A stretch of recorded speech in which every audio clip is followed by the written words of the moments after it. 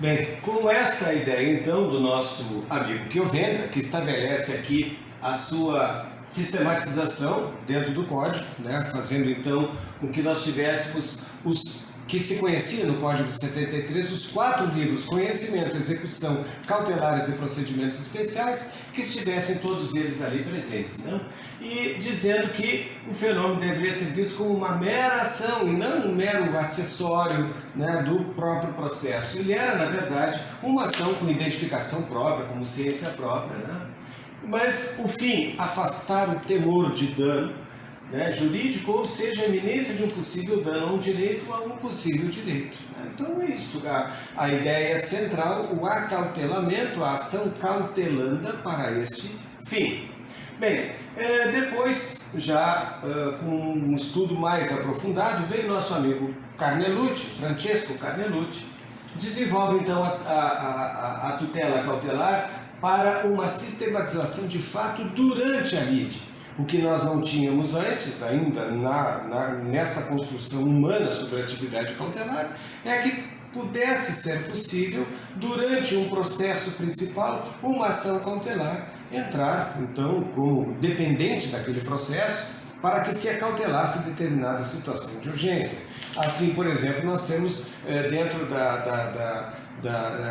de uma ação principal, né, onde correm alimentos, vamos pegar bem do básico para que se compreenda, o filho contra o pai pedindo alimentos, vem a necessidade de um maior volume de aporte financeiro, suporte financeiro, porque é a criança que recebe alimentos que tem um estado grave agora de um mal acometido em sua saúde que realmente precisa deste aporte a mais. Então, mesmo já tramitando a ação de alimentos, onde o juiz já tenha dado 2 salários mínimos por mês a título de alimentos provisórios, pode ser que durante esse processo, esse estado de doença ocorra, essa criança terá então que fazer um pedido acessório dentro do processo para que aqueles 2 salários mínimos sejam acrescidos de acordo com a necessidade da criança em receber este valor a maior por conta dessa situação de fato emergente, né, urgente e que precisa ser solucionada. Então, aí essa sistematização do Carnelucci traz esta luz de que é possível, no curso de uma ação principal, também o pedido de acautelamento, todo o pedido cautelar, aquilo que se vê então na atividade chamada provisória, né? E finalmente, em 1936, o Piero Calamandrei escreve então a introdução ao estudo dos provimentos cautelares. Então aqui sim, aqui a função cautelar, a tutela provisória, como queiram, ela hoje é tomada através de um contato científico. Quer dizer, há uma ciência que se desdobra em relação a esta atividade, né? Sustentando então que a função instrumental da tutela cautelar frente ao processo principal. São 2 processos, né? Distintos, são 2 ferramentas distintas, mas que se compõem numa só para o seu objetivo final. A tutela, portanto, cautelar, acautela uma situação de fato até que nós tenhamos uma sentença definitiva. É esta a ideia, portanto, de um ajudar o outro, tanto o processo principal como o processo cautelar, os 2 então se solidificando e direcionando ambos a uma decisão final, definitiva, né? Vejam, ainda ele diz, mesmo que seja dentro do processo principal, a função cautelar será sempre uma função provisória. Aqui, portanto, quando ele diz que frente ao processo cautelar, frente ao processo principal, mas esse processo cautelar sempre terá noção ou influência de subsidiariedade, né, e não de principalidade.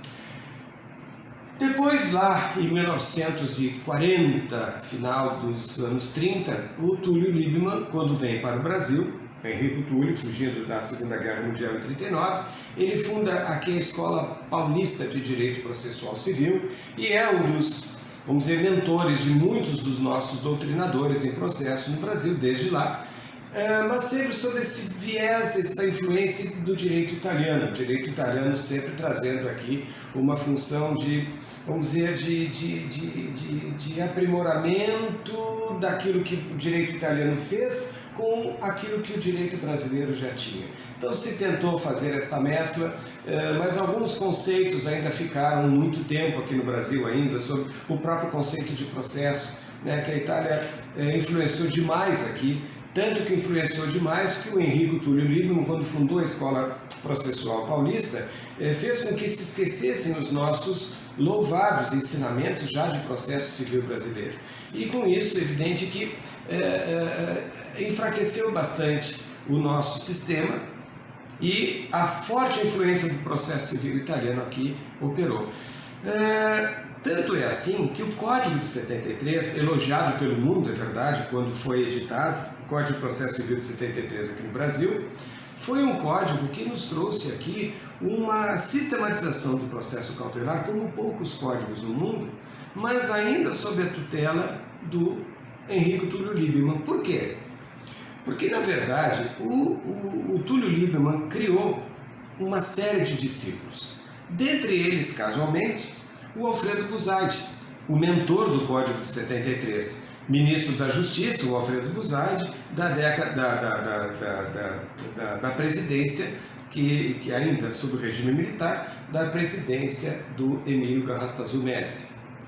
O presidente Emílio, então, neste período, foi consultado sobre o Código de 39, que já estava ultrapassado, é verdade, e chamou então o ministro da Justiça, o Alfredo Buzaide, e disse: olha, vamos fazer aqui uma arrumação, uma reforma no Código. E o Alfredo Buzaide disse simplesmente isso: se é para reformar o Código, fazer um remendão, esqueçam de mim, eu não vou fazer isso. Agora, se é para fazer um Código novo, à luz de tudo que nós temos construído no processo, tanto na Itália, como na Alemanha, como aqui no Brasil, enfim, nós vamos fazer então um código absolutamente novo, apoiando as coisas antigas do Código de 39 e criando situações novas, né, daquilo que precisa ser então modificado. Então aí em 1973, o Alfredo Buzaide lança, um ano depois de ser chamado pelo Emílio Garrastazu Médici, ele lança o código então que veio até 2015 praticamente nos guiando, nos orientando, como para mim, no meu entender, um dos melhores códigos de processo realmente que nós aqui no Brasil tivemos. E o 2015 praticamente adaptou situações que deveriam ser ali novidades que, vamos dizer assim, foi travestido de novidade, né? Alguns pontos foram realocados, mas, vamos dizer, a alma, o sentimento do Código de 73 ainda continua aí presente conosco.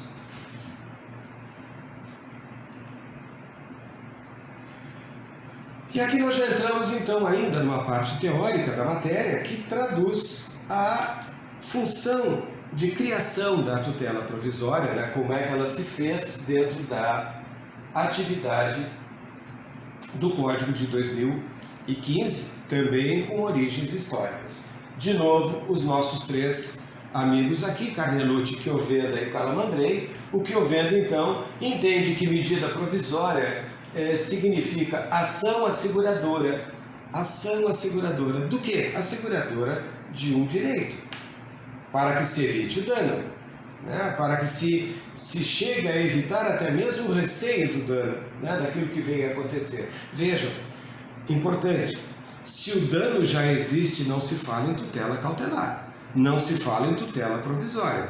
Se o dano já existe, essa questão vai ser ali tratada, respondida, questionada numa ação agora de reparação de danos, porque o dano já existiu. O que se faz aqui é o que ele diz, uma ação de segurança, asseguradora ou asseguratória do direito daquela parte que está sendo ali molestada com receio de dano, né?